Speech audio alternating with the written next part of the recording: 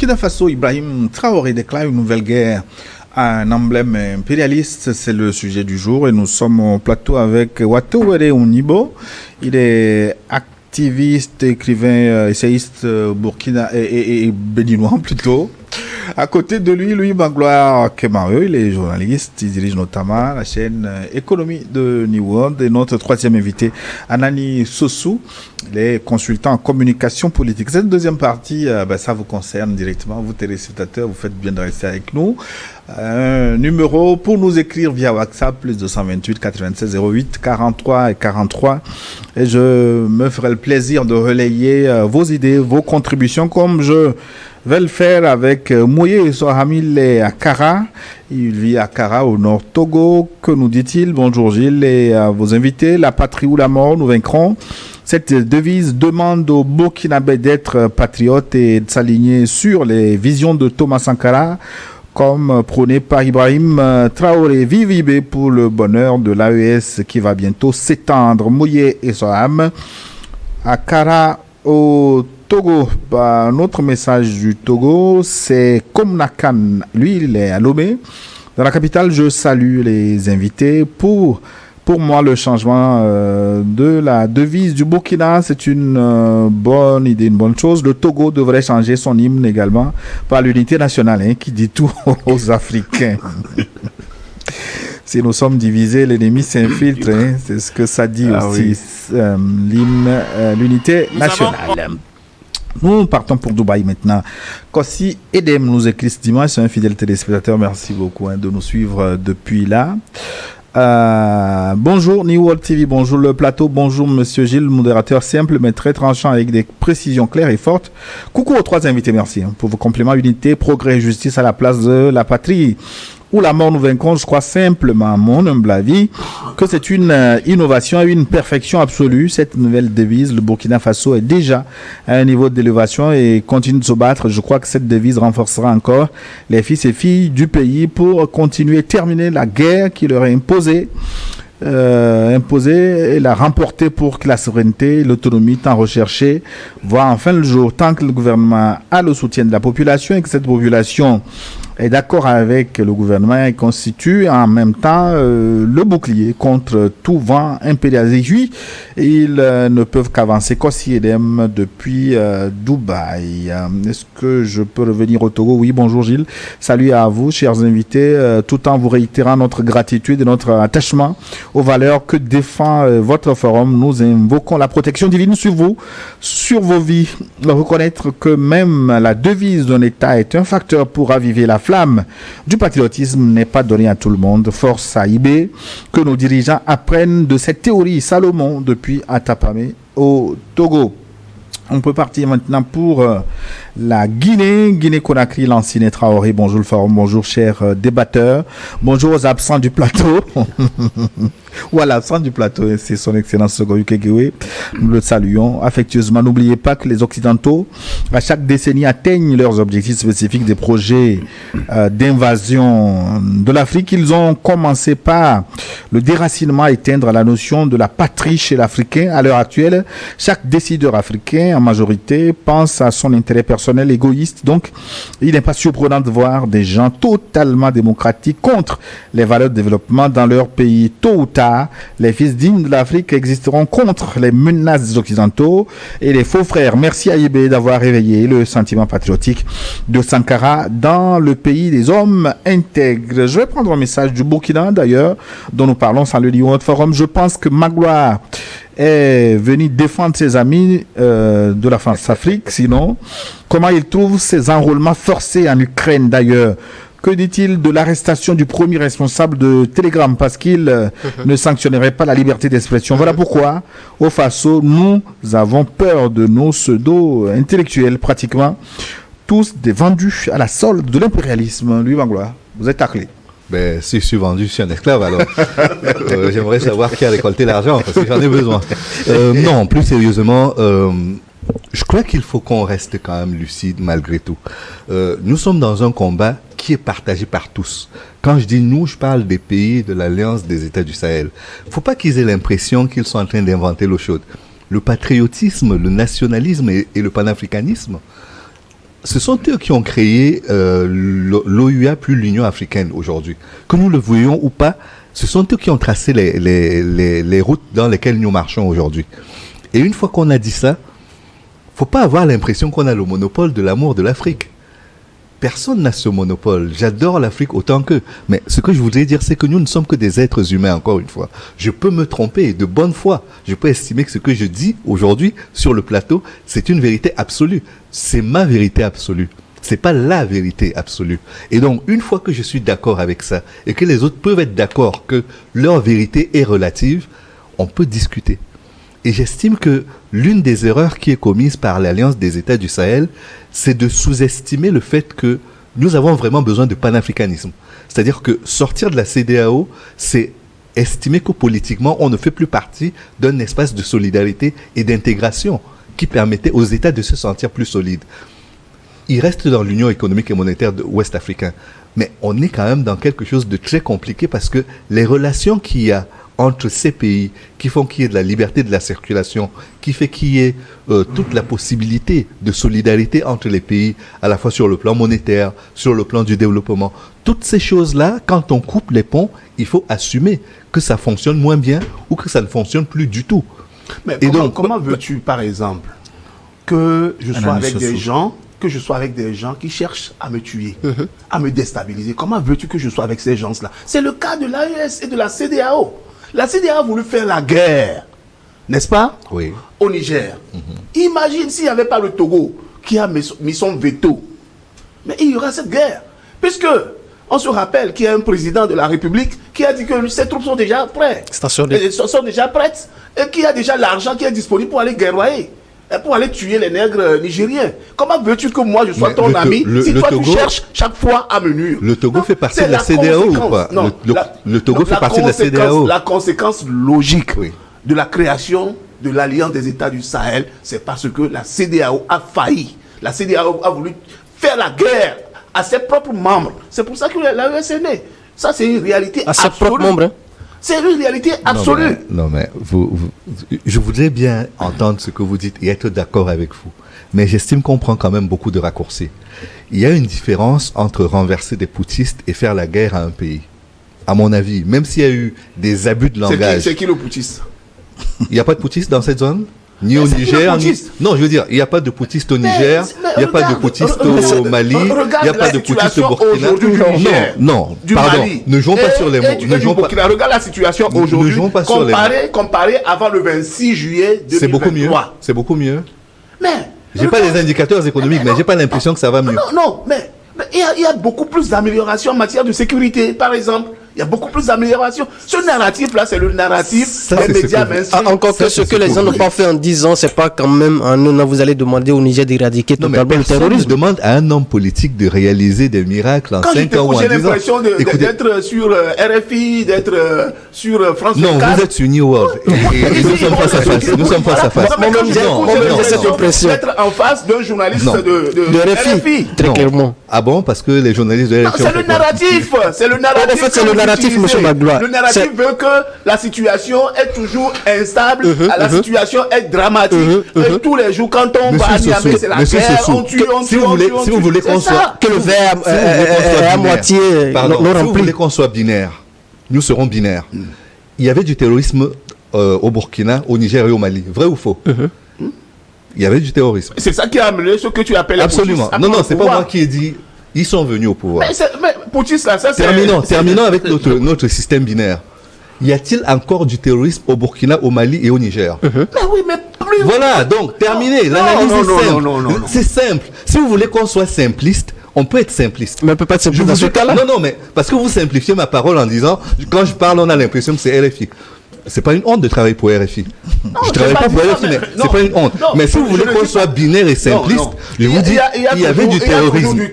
Il y avait du terrorisme. Il y a toujours du terrorisme. Mais comparativement à une certaine époque et maintenant, c'est le jour et la nuit.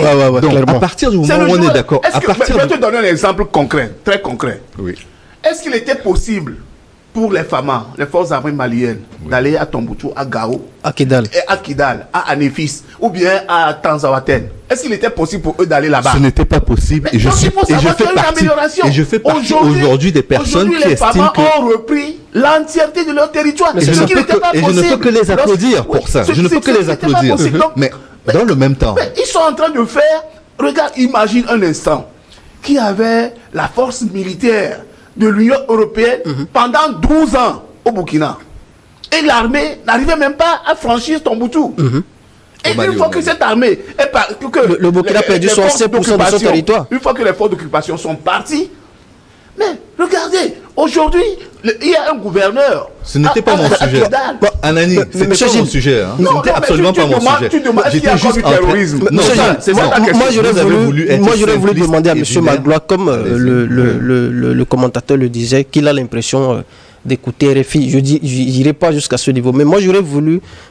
parce qu'on est en période de guerre, ça, il ne faut jamais l'oublier. On est en période de guerre et il faut mettre beaucoup plus en avant l'avancée de nos hommes sur le terrain. Il faut mettre en avant, comment on appelle cette dynamique. On ne peut pas tout le temps continuer pas mettre sur la place publique le narratif de ces gens-là qui voudraient tout le temps qu'on rappelle le nombre de soldats maliens, le nombre de soldats nigériens, le nombre de soldats burkinabés qui sont morts au front, mais qui ne rappellent jamais le nombre de terroristes qui ont été tués hier, qui ont été tués aujourd'hui, dans ces pays-là. En fait, c'est ça le narratif. Quand on parle du narratif, c'est juste à ce niveau-là. Vous ne pouvez pas continuer que nous rappeler le nombre de soldats dans ces pays qui sont tombés. Mais qui empêche de communiquer sur les victoires des armées du Sahel? Non, mais ce qu'on demande aujourd'hui, tout simplement, c'est qu'on communique davantage à ce niveau-là. Pour montrer aux gens en réalité. Parce qu'en fait, ce qui se passe, et tout le monde est conscient de ça. Je pense même que M. Magloire est conscient de ça, qui est que quand vous suivez les médias mainstream, et aussi pas que leurs relais qui sont un peu partout dans les médias sociaux, les nègres de maison. Mais en réalité, c'est ça. Il n'y a que les soldats, burkinabés, les soldats maliens, les soldats nigériens qui tombent au front. Mais jamais les terroristes qui sont, tués par les soldats de l'AES. Et quand bien même, vous constatez qu'il y a une opération d'envergure qui fait que les armées de l'AES font un grand coup contre les terroristes. Mais les gens vont vous rappeler encore que non, que ce ne sont pas les terroristes. Le narratif des médias mainstream et de leur relais va vous rappeler que ce ne sont pas les terroristes qui sont tués comme ça, que ce sont des populations civiles. Et donc, en fait, il y a une question de communication aujourd'hui. Nous devrions, nous autres, comme M. Magloire qui estime que le Burkina Faso, le Niger, le Mali sont dans la bonne voie. S'ils sont dans la bonne voie, pourquoi ne pas communiquer sur que le positif en réalité? Et si même il devrait y avoir du négatif, mais communiquons moins sur ces réalités-là, parce qu'on a une période de guerre. Je voulais donner un exemple précis dans ce que tu es en train de dire là. Regarde la bataille de Tenzawaten. Quand les Russes et les Phamas sont tombés dans l'embuscade.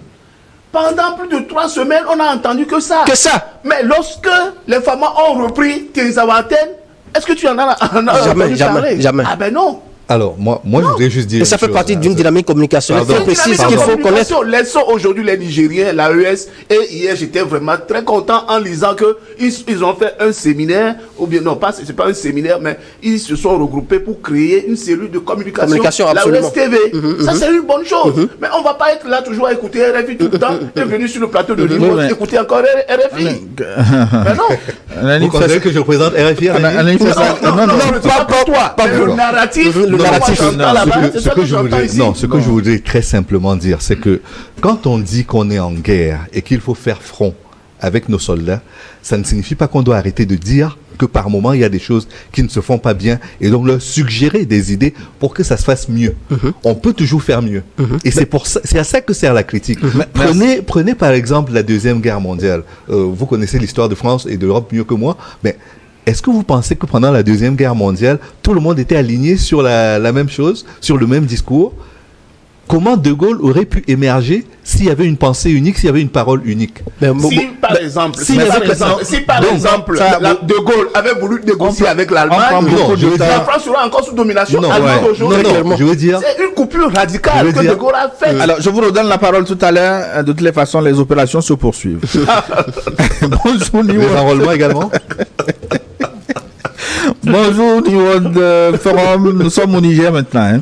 Bonjour Gilles, bonjour à monsieur Sossou Anani, bonjour à l'autre invité. Je suis très navré des propos de lui, Magloire, en temps de guerre. La liberté individuelle ne compte pas.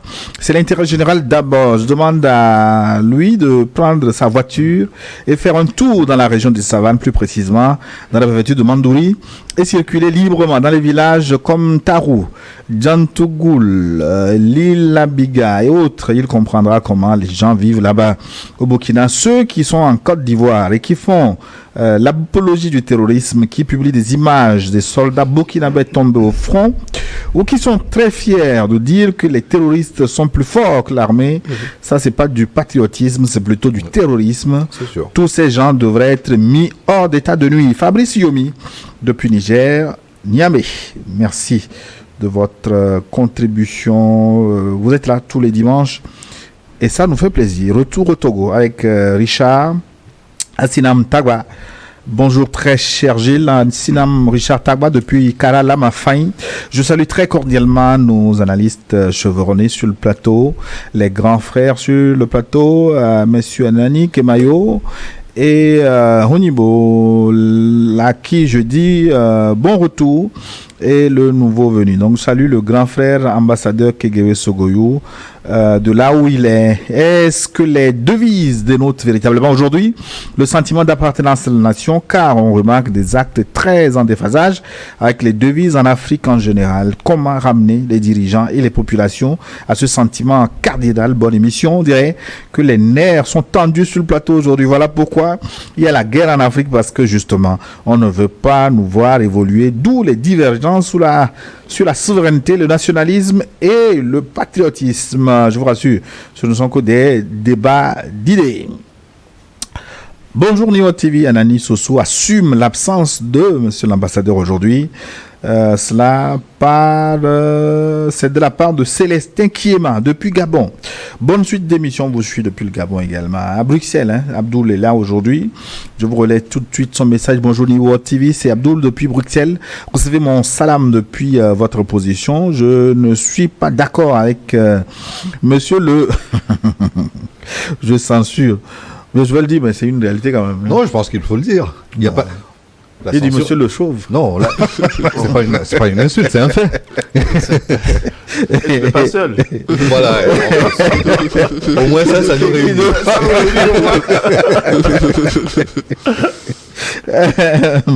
Il s'appelle Louis Magloire Clémaillot.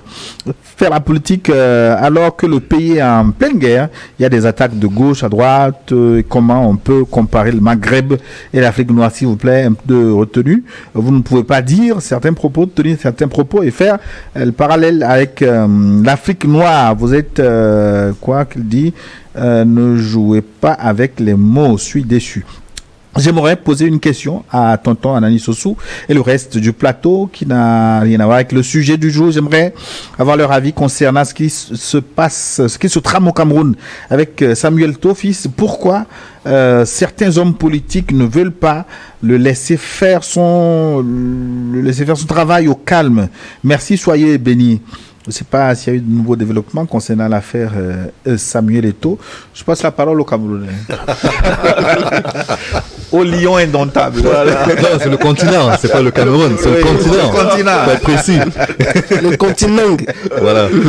Non, je pense qu'on ne peut pas dire grand-chose concernant l'affaire Samuel Eto'o et de façon générale, la gestion des fédérations sportives dans nos pays. Chacun sait que le football est le sport le plus populaire et celui qui attire le plus de regards. Et donc, quelque part, c'est un peu normal qu'il y ait ce type de bataille-là. Mais quand vous avez des caractères forts, comme celui de Samuel Eto'o, et une volonté farouche comme celle du ministre, c'est normal que ça dégénère. Ce qui est dommage, c'est que l'entraîneur, qui est normalement nommé par le président de la fédération, vient également mettre son grain de sel. C'est dommage, mais espérons que cela ne perturbera pas la préparation des Lions indomptables pour les compétitions auxquelles ils vont se battre ou pour participer. En tout cas, Samuel Eto'o est attendu à Lomé en octobre, un peu le jubilé d'Emmanuel Debayoche. Ouais, mais le problème, c'est le ministre des Sports du Cameroun. C'est lui tout le problème. Une fois que un sélectionneur a été nommé, il se met à la disposition de la FECAFOOT. Absolument. Mais maintenant, le ministre des Sports cherche à opposer Brice à Samuel Eto'o. C'est tout le problème. Et le Belge, le sélectionneur belge, dit tout et n'importe quoi à l'égard de Samuel Eto'o quand même. Samuel Eto'o, ce n'est pas... Et de Rigobert Song. Et de Rigobert Song. Oui, Samuel Eto'o quand même, ce n'est pas n'importe qui au Cameroun. Vous voyez la bataille au niveau des médias sociaux au Cameroun. Mais tout le monde, plus de 90% de la population est pour Samuel Eto'o. Et cette guerre-là, le ministre des Sports, j'oublie un peu son nom, on ne peut pas la mener. Non, il faut les combien. Voilà. Il faut laisser Samuel Eto'o, qui a été élu sur un projet, implémenter son projet. Et s'il échoue, on le jugera à ce moment-là. Oui, mais une question au continental. Lui, Magloire Kemayo, c'est quoi cette affaire d'instruction personnelle? Dit qu'on a instruit quelqu'un de faire quelque chose? Oui, mais ça vient tout le temps parasiter la vie politique, parfois sportive au Cameroun. Non, mais vous savez, le problème, c'est que nos mouvements sportifs, qu'il s'agisse du football, du basket ou autre, ne génèrent pas beaucoup d'argent. Et donc, pour que ces fédérations-là puissent fonctionner normalement, ils ont besoin de l'argent de l'État. Oui. Et donc, à partir du moment où l'État donne de l'argent, il veut avoir un contrôle sur son argent. C'est un peu normal, c'est l'argent des Camerounais. Contrôler son argent, ça ne veut pas dire nommer l'ambassadeur, ça ne veut pas dire l'entraîneur de la politique dans le sport. Le travail de la fédération. Mais on peut donner son argent, mettre un expert comptable pour contrôler ce qui se passe, les dépenses. Non, mais je veux dire, ce qui est grave au regard de la situation du Cameroun aujourd'hui, c'est que les gens en ont fait une affaire personnelle.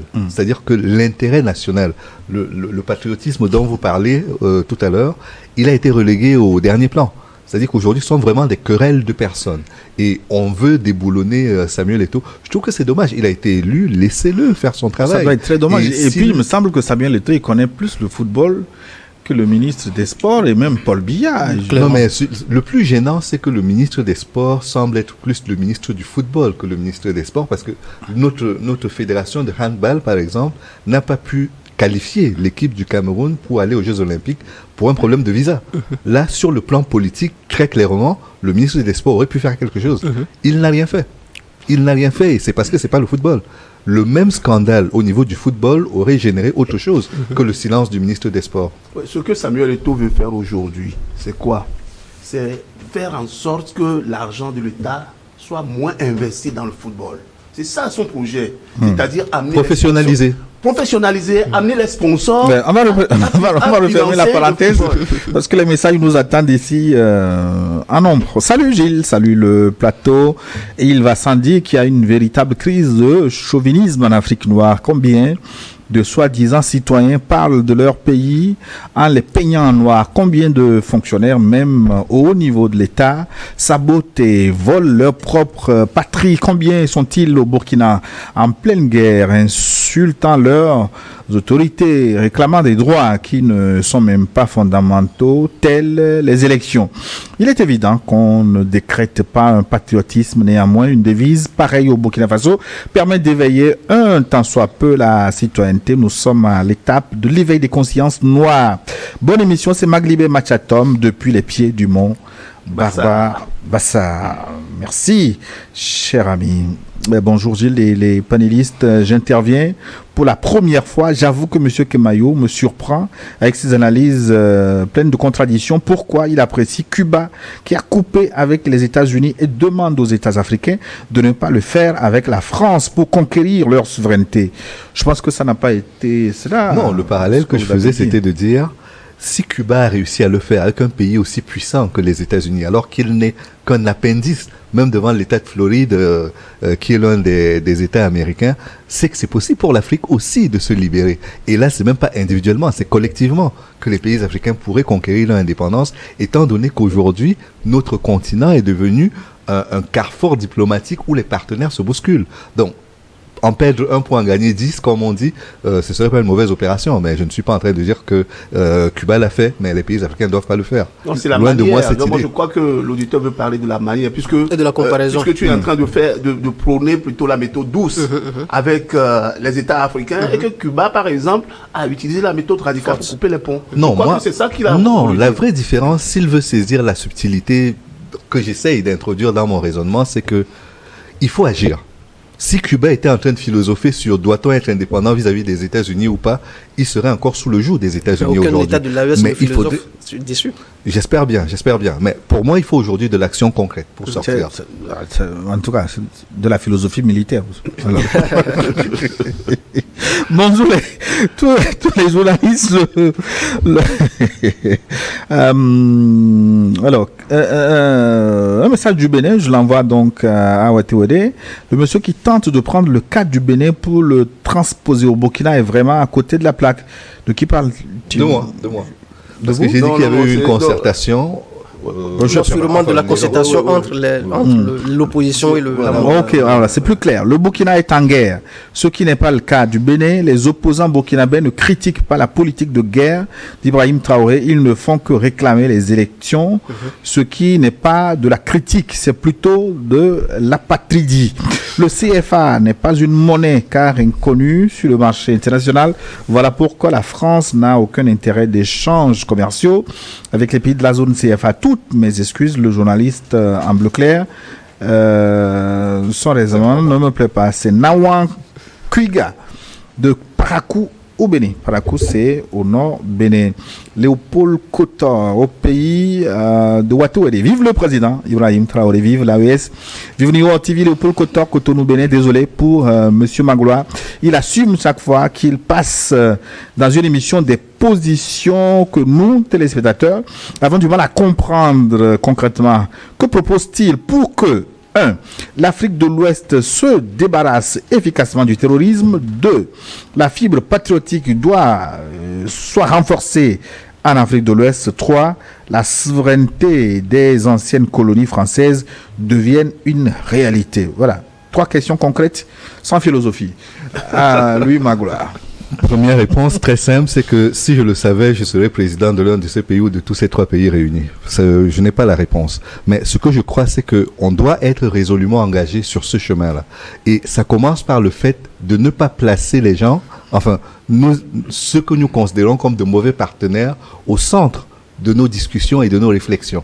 Si la France ne fait plus l'affaire, réfléchissez à comment vous pouvez travailler avec les Japonais, avec les Brésiliens, avec les Russes ou avec d'autres, et donnez toute l'énergie à ça. L'énergie que vous mettez à parler de la France, c'est celle que vous ne mettez pas à réfléchir sur vous-même et sur les partenariats plus positifs et plus constructifs que vous pourriez avoir avec d'autres. Une précision quand même de taille. Et puis dernier point, je crois que le panafricanisme ne devrait pas être considéré juste comme une variable d'ajustement. On ne peut pas considérer qu'on est tous des pays africains et traiter ses voisins, même s'ils sont sur la mauvaise voie, comme des ennemis absolus. Je crois qu'il faut faire également cette différence-là parce que nos pays de l'Alliance des États du Sahel devraient rester dans le panafricanisme. Et mais ils le sont. Aucun de ces pays d'ailleurs de l'AES n'a jamais dit que le Bénin, par exemple, est un pays ennemi. Ils n'ont jamais dit que le Togo est un pays ennemi. Ils n'ont jamais tenu ces discours-là. Jamais. Ils n'ont jamais tenu ces discours-là. C'est juste qu'ils vous rappellent que quand vous ne vous retrouvez pas dans la dynamique de souveraineté, dans la dynamique de reconquête de la souveraineté, mais vous êtes complètement à côté de la plaque en ce 21e siècle. Et ça, c'est un fait, c'est réel. Vous allez au Bénin, mais vous savez que la plupart des Béninois, au-delà de tout, comme on appelle, les Béninois sont en parfaite harmonie avec ce qui se passe dans l'AES. Non, mais vous entendrez cela également de la part de certains Maliens ou de certains Nigériens qui vivent en France ou qui vivent ici et qui continuent de demander un visa ou de demander à rester en France. Ça veut dire qu'ils ne sont pas tout à fait alignés sur les positions que vous évoquez et qui sont... Je vous relais d'ailleurs un message du Bénin. Bonjour Gilles et vos invités, je salue tout le monde. Le débat d'aujourd'hui est très intéressant. Heureusement que monsieur l'ambassadeur n'est pas là pour enfoncer le clou. Mon homonyme ne voulait pas dire la vérité sur la réalité que nos pays traversent. Bon dimanche à vous, c'est Louis Betchoevi depuis Porto Novo. Ah oui, Louis, je comprends son homonymie maintenant. Bonjour Nigo TV. S'il te plaît Gilles, ouais. Il y a une précision de taille qu'il faut quand même relever. Aucun État de l'AES n'a jamais dit qu'il ne travaillera pas avec la France. Jamais. Ils ont dit on veut bien travailler avec la France, mais plus que pas seulement sur les conditions de la France, mais nous voulons maintenant un échange d'égal à égal avec la France. S'il veut, il n'a qu'à venir travailler. Abdoulaye Diop l'a rappelé à plusieurs reprises.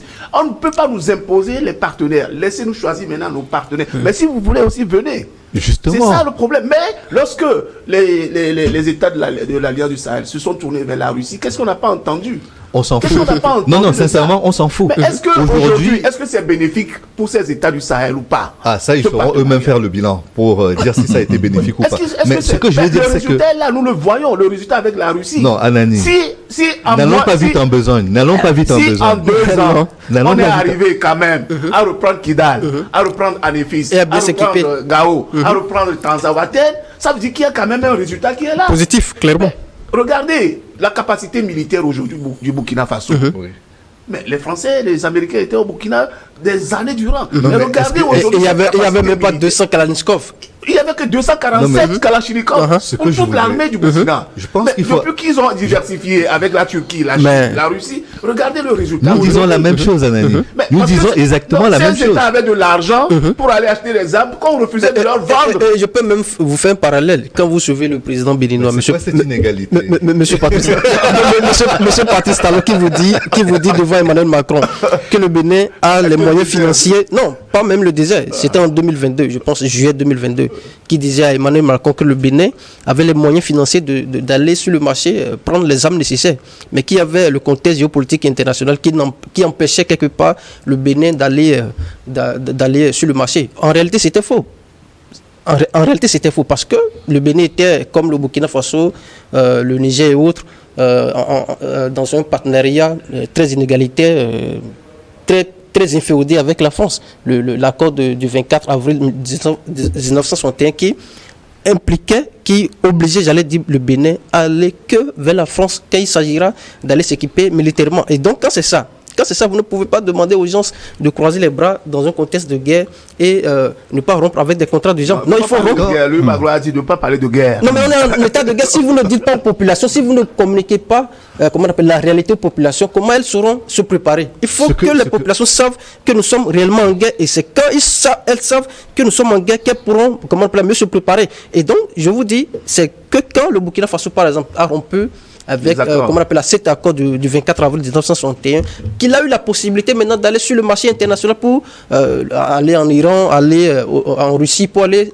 s'acquérir de l'armement nécessaire. Mais vous prenez par exemple le Bénin, parce qu'il n'a pas encore rompu cet accord, est obligé d'avoir des pistolets à eau auprès de la France. Chaque fois on dit don de la France, don militaire. En fait, il faut qu'on ait une rupture radicale. Et quand on parle de rupture radicale, on n'est pas en inimitié avec la France. Les gens n'ont jamais dit, le panafricain n'a jamais été une question d'inimitié à quelqu'un. Non, c'est une question d'autodétermination, c'est une question de souveraineté. Non, mais c'est vous peut-être qui le comprenez comme ça et qui nous relayons et qui relaye. Si vous estimez que je ne suis pas panafricaniste, c'est un point de vue. Non, personne ne le dit, monsieur Magloire. Personne ne le dit. En fait, c'est juste le narratif. C'est le narratif qui conforte, par exemple, les auditeurs dans leur position de ce que monsieur Magloire, moi je ne l'ai jamais dit. Je relève juste ce que M. Gilles nous a relayé tout à l'heure, qui leur donne l'impression de ce que M. Magloire serait en train de relayer, comment on appelle ça, ce narratif des médias occidentaux. Moi, je dis une chose très simple, c'est que si aujourd'hui, dans les batailles remportées par les armées africaines, vous estimez que s'il n'y avait pas eu la Russie, je ne sais pas, la Turquie non, personne ne l'a jamais dit. Je vais juste aller au bout. Si vous estimez que c'est de cette manière-là qu'on valorise nos armées, je trouve que c'est dommage. Parce que ces armées ont vraiment donné le meilleur de ce qu'elles pouvaient. Je prends l'armée tchadienne, par exemple. Au Mali, elle a donné, c'est-à-dire le sacrifice ultime. Beaucoup de soldats tchadiens sont morts sur le front au Mali. Les Maliens sont reconnaissants? Non, je veux dire, si on parle de panafricanisme, on devrait d'abord valoriser cela. Valoriser le fait qu'entre pays africains, on est capable aujourd'hui de bâtir des dynamiques gagnantes, y compris sur le front de la guerre, contre un phénomène comme le terrorisme, qui n'est peut-être pas une guerre conventionnelle, mais qui est quand même une guerre, et qu'on peut aussi, avec le soutien peut-être des partenaires, mais d'abord l'action et la volonté des militaires de ces pays-là, gagner des batailles, gagner des guerres. Finalement, vous êtes revenu à la guerre. Aujourd'hui. Non, ce que je veux dire, c'est qu'il ne faut pas galvauder le terme guerre. La guerre contre le terrorisme, c'est une vraie guerre. Elle est mondiale. Elle touche tous les pays. Mais si on veut utiliser la guerre partout pour dire, parce qu'on est en situation de guerre, il faut arrêter de critiquer. Les technologies de l'armement aujourd'hui ont évolué. Très clairement. Ça, c'est une réalité, n'est-ce pas? Comment voulez-vous que nos armées soient à la hauteur si, par exemple, on refuse de leur vendre des armes sophistiquées pour aller faire la guerre? Surtout les armes létales. Comme dit notre ami béninois, si on leur donne des pistolets à eau, comment est-ce que... Qui leur donne? On vend, c'est pas un don.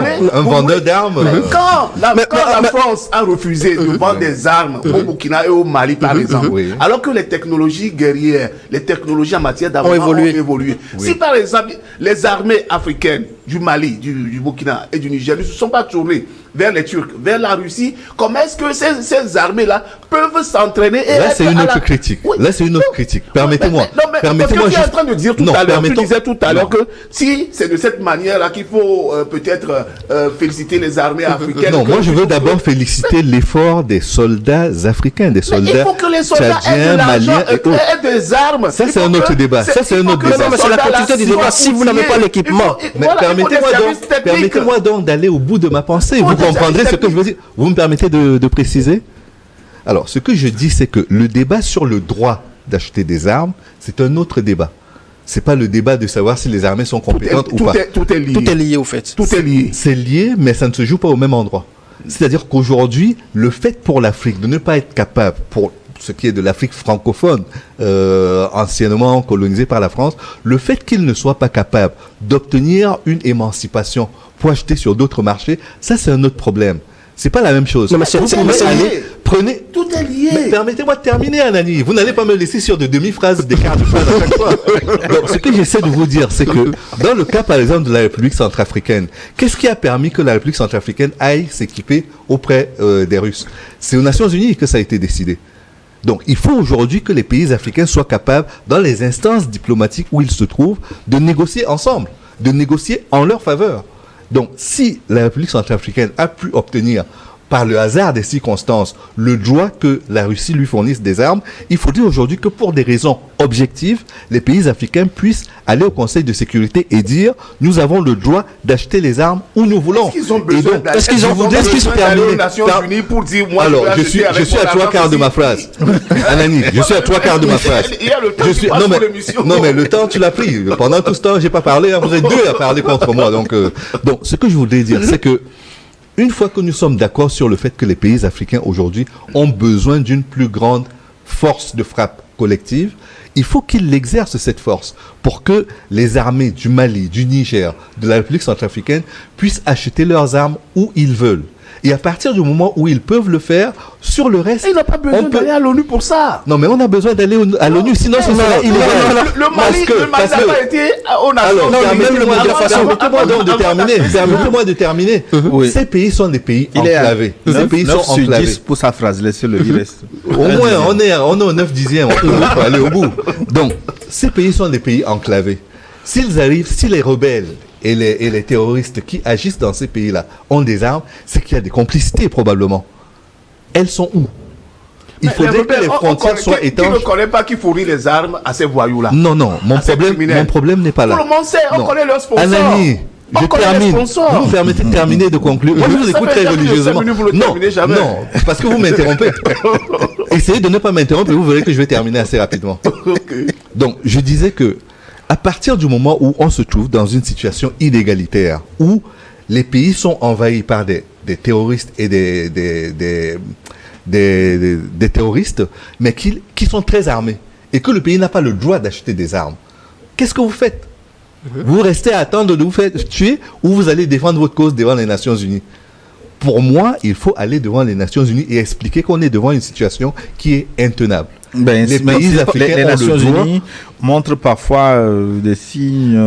On sait qui. On a vu la différence. Qui ne sont pas très rassurants. Non, je veux dire, le Mali a saisi les Nations Unies sur la question depuis plus de 2 ans de la France.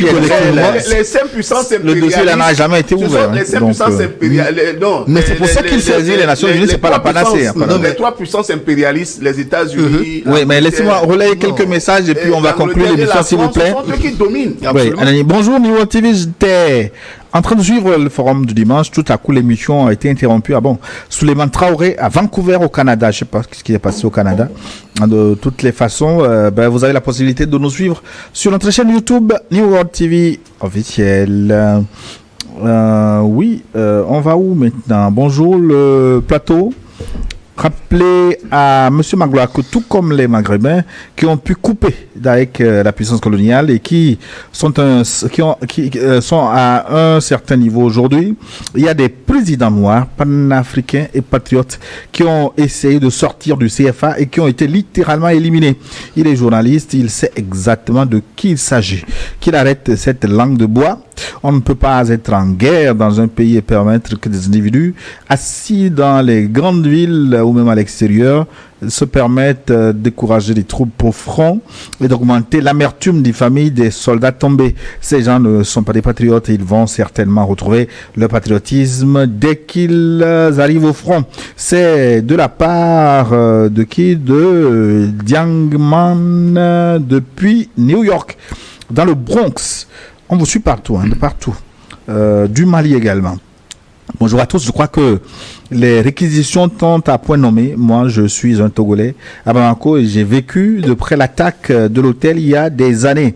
À un moment donné de cette guerre, je me disais retourner dans mon pays bien que j'ai un boulot ici, me ferait mal avec les militaires. Vraiment, le sud et le centre sont sécurisés. Ces pays sont vraiment en guerre et connaissent les instigateurs de cette guerre. Nous devons soutenir ces régimes. C'est Ada Devi Foli qui nous écrit du Mali.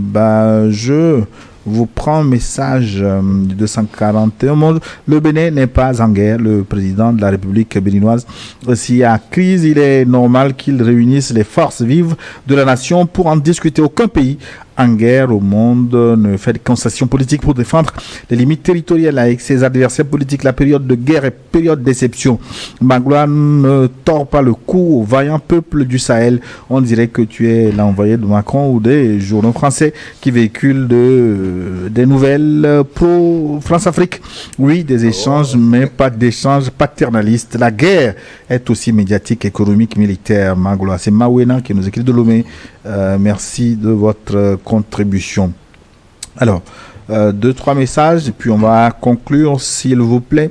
Nous Africains noirs ne devons pas nous y tromper. Nous sommes déjà sous attaque de l'OTAN depuis au moins l'assassinat de Kadhafi et le déploiement des mercenaires dans le désert que nous appelons abusivement terroriste. L'OTAN a tout simplement créé ou simplifié le désordre dans nos pays et en a profité pour lancer des mercenaires à l'assaut. Ces mercenaires sont entraînés, armés, payés et appuyés en renseignement par les puissances de l'OTAN. La première bataille est celle du narratif. Tant que nous parlons de terrorisme, c'est que nous jouons au jeu de nos ennemis. Nous avons en face une armée de mercenaires et notre réaction doit en être à la hauteur. Vivement que New World et d'autres médias fassent cette bataille du narratif. Pour l'autre journaliste je censure, il doit comprendre que même Macron l'a dit publiquement sur RFI et doit être un porte-flambeau de leur narratif. RFI est une radio de propagande qui devrait être interdite